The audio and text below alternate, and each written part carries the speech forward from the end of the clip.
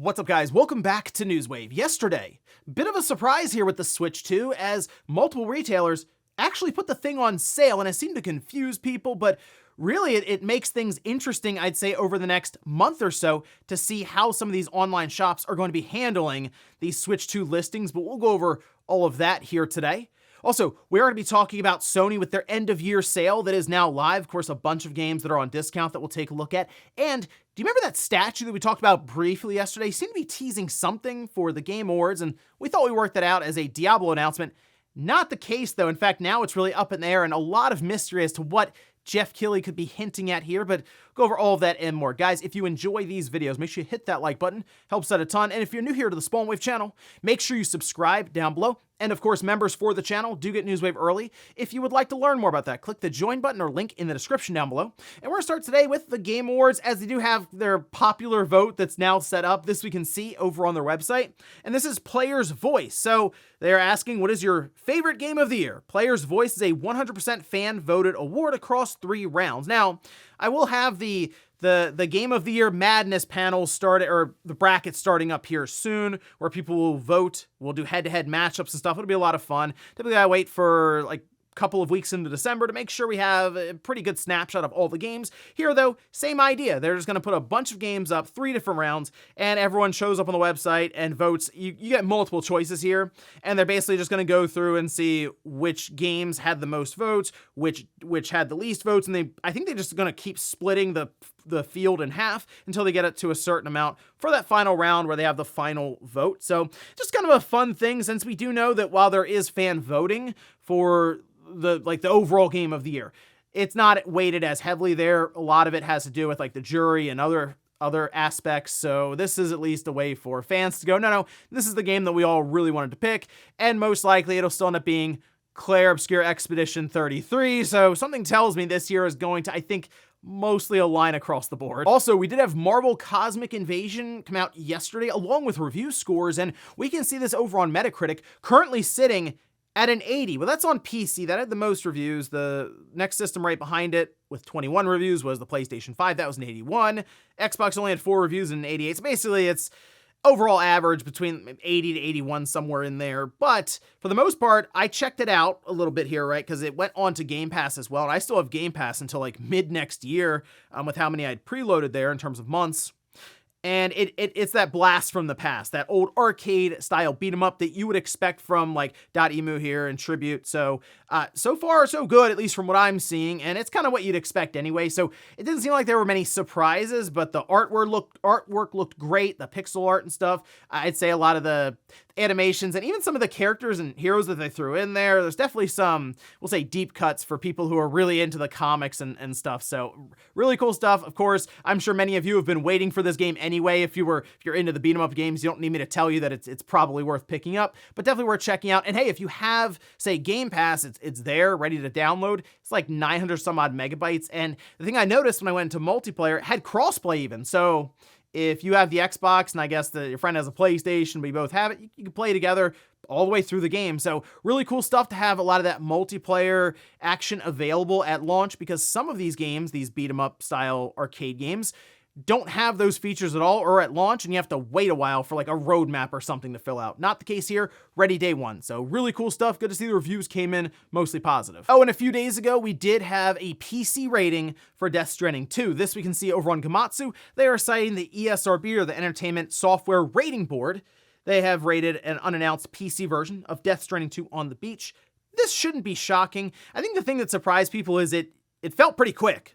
We're already seeing the rating pop up, but I mean, let's say it's a 6-month window and they announce it at the Game Awards for next year. That would still fall in line with what would be expected. It just seems like these PC ports for even PlayStation published games, because from what I saw when this popped up, PlayStation was still the publisher.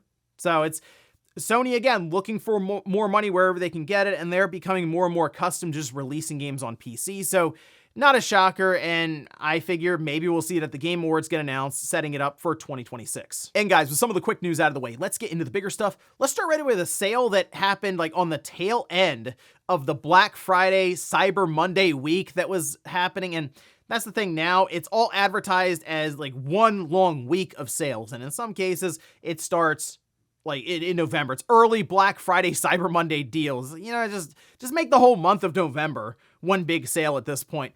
But this happened midway through yesterday on Monday, and you look up and the Switch 2 was on sale. And it was the Mario Kart World bundle that was on sale. And it caught a lot of people off guard because it seemed like randomly Walmart decided, we're going to knock $50 off this thing, but we're not necessarily going to advertise it outright. All right. So like the page here that's listed, it mentions you have to see the price in your cart. So as people added it to their cart, they saw, oh, Mario Kart World bundle for Switch 2, it's $450. So Mario Kart World, which is technically already discounted for the bundle, right? Instead of it being an $80 game, it's a $50 game.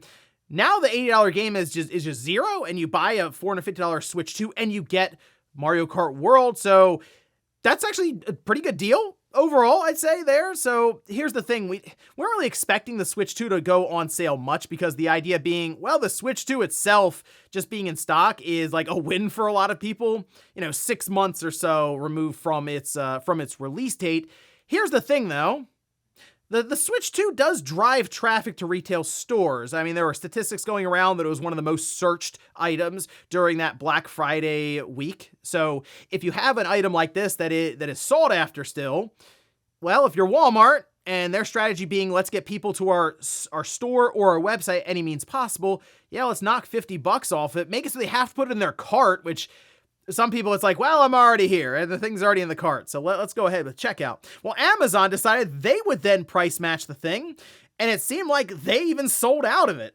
So it was this cascading effect almost of Walmart, then Amazon, and I'm curious if Best Buy would have matched that as well. So Amazon does explain, and it kind of makes sense why it has to be in your cart to see the price, and a lot of that's just, it's below MSRP. So we're not going to advertise it outright up front next to the item on our website publicly. You need an account, you got to put in your cart, and then it's technically considered a personal price or a price promotion for your account specifically. It's a way for them to kind of skirt the rules there and get around some of the MSRP stuff. And the reason I think this is kind of interesting is this is something that seems like it could just happen at any time with these different retailers. Now, I did make a short just try to give people a heads up, and some of you in the comments were like, oh, cool, I managed to pick one up, and it seemed like stock was pretty good at Walmart for this. So just another way, I guess, for more Switch 2 units to churn out into the public, the world there. But it does make me think that this could be a strategy utilized a couple more times ahead of Christmas. And then even after that, you have like your post-Christmas, post-holiday sales leading up to New Year's. And I think we're going to see the Switch 2 go on these random flash sales a number of times. And it might not just be Walmart because it seemed like it was working well. I mean, a lot of traffic was moving to different messages posted on social media or advertising this. So I think other retailers probably took notice. And the fact that there is a lot of Switch 2 stock out there, keep an eye out for some of these sales because something tells me this might be the start of a bit of a trend over the next few weeks leading up to Christmas. Next up, let's talk about that statue once again that was pointed out by Jeff Keighley over on his social media account. And he posted this statue you can see, and Eurogamer has an entire write-up on this as well, but you can see the statue here, and Jeff Keighley posted it with the words, regal, inspiring, thickness. All right, thanks, Jeff. So you can see that, I mean, the statue also lights up in the middle of the night. It looks really cool. I mean, if I was close enough to go check this out on a drive, I would. This is over in California, and I mean, you can see it's kind of out like the desert area there. It just looks really cool, all lit up. I'm actually surprised no one's messed with this statue much. You know how it goes with the internet and just the public and the world in general, but people were figuring, oh, okay, because we heard from Jez Corden that it seems like it might be Diablo related. Now, we are still expecting something Diablo related at the Game Awards, and I think that's what happened here, where with Jez Corden kind of trying to line up this statue, the idea of a Diablo 4 expansion being announced, something there, some new content. Not the case, though. So this is over on Reset Era, where Jason Schreier posted, no idea where Jez is getting that, but this statue is not teasing the Diablo 4 expansion. Says, I don't currently plan on reporting what it is, sorry, but it's a good one. Okay, so people then started, of course, to throw around theories, and one of the main theories is that it has to do with God of War. Remember that 2.5D God of War is apparently still out there somewhere, based on reports, and the Game Awards seems like a good spot to announce it. Maybe this is them teasing the idea of something God of War. Well, then we have Corey Barlog, who shows up in Luke Stevens' chat, and he said that, just in his chat room on stream, confirmed it's not God of War related. That's what he just said. No, it's not God of War. Okay. So now people are really spinning around trying to figure out what could this be. And I've seen a lot of things get posted. I mean, it's like some are saying, "Oh, is it Elder Scrolls 6?" It's possible, but it sounds like that's still way off in the distance. Don't know why you would spend time setting up a statue and stuff to just be like, "Hey, this is coming out in 2030. It's like, great. Glad we hold that statue out there in the desert with the entire lighting effects even at night. And some have also wondered if it maybe could be Bloodborne 2. Okay, I guess. To me, looking at this, I do wonder if it's legitimately just a new game. Like, I know we try to line it up with different IPs that already exist, and that's fair because that's where our minds go to immediately. Say, oh, well, this is being advertised because it's something that is a safer investment to set up a statue like that, and it wants to make a big splash. But I guess if you're also a new IP or a new franchise, you'd want to do the same. So I do wonder if that's the case, and maybe it's a big studio behind it. Or while Cory Barlog says it's not God of War, there's a game that he's working on, and that also came to mind. It's like, okay, well, sure, not God of War, but is it this game that apparently he's working on that's like related to a current IP that we know of, but it's not necessarily as straightforward. It could be a side story or just in that universe and its own thing. So a lot of possibilities around what this statue could be, but no, it's not Diablo related and it's not God of War related, which were the two leading theories around this statue. So interesting stuff. If nothing else, Jeff's doing a good job drumming up interest for the Game Awards that is not only being streamed on YouTube, remember, also being streamed on Amazon Prime. So kind of makes sense why he'd want to do things like set up a statue almost in the middle of nowhere to get people talking about it. And, well, that's what we're doing. Next up, let's talk about Sony and their end-of-year sale that will run until December 22nd. It is currently live, and we can scroll through it here. I did go through, just pick out a bunch of games, but they do say there's over 4,000 different titles that are currently marked down, so plenty of room, of course, to leave suggestions down in the comments if there were a few games that you went through and picked out that I don't mention here, or maybe just want to reinforce one specifically that is an awesome game, all right, that you enjoyed. So let's start from the top here, and that's with Days Gone Remastered. That is $30. Fallout 4, remember, that did have a recent update. That is $8. Detroit Become Human at $10. Need for Speed Heat, which is a very fun racing game, I'll tell you that, $6. Persona 5 Royal, that's $18. Spyro Reignited Trilogy, remember that's a nice collection of different Spyro games there, at $14. Borderlands Legendary Collection, same deal there, $10. Sackboy A Big Adventure at $25. If you have some younger gamers maybe in the house that you want to play a game that's a bit easier, you know, it's a drop-in, drop-out co-op, fun platformer, I'd say Sackboy A Big Adventure is worth the $25. Lords of the Fallen at $15. Far Cry 5 at $9. Demon's Souls, $30. That game is still like full price and still seems to sit at a pretty high price compared to what you'd expect for a launch title. So Sony has done that with many of their games, I've noticed. They're trying to keep the price up, like the floor price up on a lot of these games. So Demon's Souls at $30 is actually a deal. Metroid Exodus at $5. Ratchet & Clank Rift Apart, $30. Hades at $10. Octopath Traveler at $24. Crisis Core Final Fantasy VII Reunion, that's $20. Dragon Age Inquisition Game of the Year Edition at $6. Returnal, $30. Terminator Resistance Enhanced. I believe this is the one that people kept recommending to me, like, hey, you should check this out. That's $13. Test Drive Unlimited Solar Crown at $27. Darksiders 2 Definitive Edition. Remember, this Darksiders 2 game did get an update for current platforms now with the PS5 and the Xbox Series and everything. That one's $12. Scarlet Nexus at $9. Tales of Symphonia Remastered at $10. And Castlevania Dominus Collection at $18. But again, leave some comments down below as to any suggestions that you've come across in this big end-of-year sale with apparently more than 4,000 games that are marked down. And in our last bit of news, let's talk about the PlayStation Plus Essential games that are live today, December 2nd. We can see this over on PlayStation Blog. And we'll start at the top here with LEGO Horizon Adventures. This is the perfect PlayStation Plus game, by the way. You know, I looked at this because it's been on sale a few times now over this last week, and I thought about picking it up. It was pretty cheap.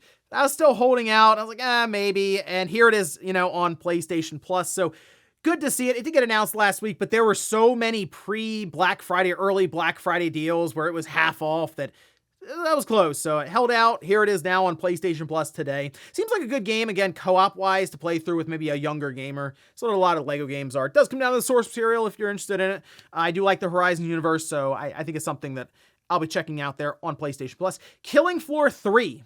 That's This is a game I did pick up on sale. It was fairly cheap. I'd say like 70% off when I picked it up physically. And unfortunately, Killing Floor is, I don't know much about how the third one turned out. I really liked the first one back in the day on PC. It was awesome. And Killing Floor 2 is and then 3, I haven't had a chance to check out for myself. Let me know in the comments if it was any good. And then The Outlast Trials, that's PS4 and PS5. Sin Duality, Echo of Ada, that's PS5. And then Neon White, which I do know is a very good game, that is on PS4 and PS5. So actually not a bad month. I mean, one, there's 5 titles here, so that is more than usual. I mean, if you compare it, I'd say to last month that had Stray and WRC and Tabs, this is significantly better, easily, I'd say. And I mean, just having Horizon, you could have Horizon Adventures, Neon White, and Killing Floor 3, and it's already better, right? So that having 2 other titles added in, yeah, it's good. And considering Lego Horizon Adventures is a game that I wanted to play but didn't necessarily want to buy, that works out perfectly for me. So I'll at least be downloading that one. I did buy Killing Floor 3. I've already played Neon White, so kind of comes down to Lego Horizon Adventures for me. But let me know if you're going to be playing any of these starting today on PlayStation Plus Essentials. And before we go to the comment of the day, we'll take a look at the poll that I posted up yesterday, where I ask, Claire Obscure Expedition 33 is currently the favorite to win Game of the Year at the Game Awards. Which game has the best chance to upset? All right, here's the deal, all right? I had to put a little caveat here. There's only 4 options for voting on YouTube, and it's become kind of annoying. They used to have 5. They took away that 5th option. So you see what I run into, right? Kingdom Come Deliverance 2 ends up in the comments. I'm like, man, I would have preferred to have 5 options and be able to drop that in there. Anyway, we do have Hollow Knight Silksong leading the way at 57%. Donkey Kong Bonanza was second at 21%. Death Stranding 2. Then Hades 2, which is weird because Hades 2 is like the highest rated game out of all of these, and it consistently comes in as the last game that's been voted for. Basically, whenever we do these different polls about which game could win or which is most likely here to upset, it is like the bottom. So that is interesting. Although I would have been curious, again, if Kingdom Come Deliverance 2 could have been in there. I get the idea of Hollow Knight Silksong because that does come down to kind of the popularity contest. I mean, look, a lot of people have played Hollow Knight Silksong. It was a meme for the longest time. And then it comes out and it's a fair price at $20. So it's very approachable. And it's not like, I'm going to say it's not a simple game, is it? It's a difficult game. There's a lot going on there. But in terms of 2D versus 3D, it's also one that might be a bit more approachable in that sense and that old school feel, whereas the AAA scene has definitely put off many people, I'm sure. The indie stuff with Hollow Knight, Team Cherry being pretty small, and them just going, it took a while because we just had fun making the game. A lot of that, I'm sure, plays into people's interest in the title, though. But for right now, I think most people are looking at this going, Claire Obscure Expedition 33 is probably going to win. But apparently the game, the watch for the upset is Hollow Knight Silksong. And we'll finish up with the comment of the day as you're seeing here. This is from Katamani. It says, AI to automate repetitious, lengthy, and mundane development processes? Sure. AI used for CPU behaviors? Sure. Generative AI used to create assets, whether it be textures, character art, concept art, and covers for the game, voice acting, music? No. Anyone with legitimate reasons to use AI should not be afraid of that tag if they disclose where and how it was used. The ones who want this disclosure removed are those who want to rake in all the extra money they'll get by sacking artists and developers and reducing their development cycle to typing prompts into a box. Get lost. Yeah, here's the thing. People have this hardline stance with AI, but I think it's very nuanced in the sense that AI is great, as you're mentioning, for mundane tasks. And you know how, if you watch sports at all, okay, even if you go watch one game of basketball or baseball or anything, at some point in time in that game, they're going to come up with some really weird stat. Like, they're coming up with all these stipulations of in the fourth quarter with minimum 50 pass attempts to 2 different targets, and they'll just spit out all these numbers. And it's like, this is how he measures up in this really, really fine detailed situation. That's a case where I go, I would never be able to figure that out. But with AI, technically, I could figure that out on my own without needing a statistician or something to run the numbers because, ABC or whoever can afford to have them for the broadcast. Like, those are the things I think about, right? That would work. But you're right. When you go, hey, this whole entire like office, this floor of artists and people making assets and stuff for the game, we don't need them because the text prompt will come in and make it happen. It's like, okay, well, the AI needs to go out and figure out where to get, like, what it has to be trained for that. How does that work? There's still a lot of stuff when it comes to the regulatory side and the ethical side that people haven't really come to terms with or figured out how it's going to work. The problem is AI is moving so fast. it's not gonna be able to keep up with it. It just takes forever to get anything done when it comes to laws or regulation. AI does not care. It is already light years ahead of that as we're just trying to sit here and think about it. So that is the one problem. AI is just not lining up with how things typically work. It is just rolling along. So yeah, the AI disclosure tag, I mean, if you use AI, it's like, what's the problem? You seem to have no problem using it there, so why not tell people about it? And ladies and gentlemen, that's gonna do it here for Newswave. If you enjoyed this video, guys, hit that like button. If not, hit the dislike. Leave comments down below about everything we talked about here today. If you missed yesterday's Newswave, I'll leave it up here in a card. Or maybe you wanted to hear about a certain PlayStation 2 disc that Sony themselves had to go on the record and warn us about way back in the day. I'll leave that right below it. Thanks, guys, for watching, and I'll see you next time.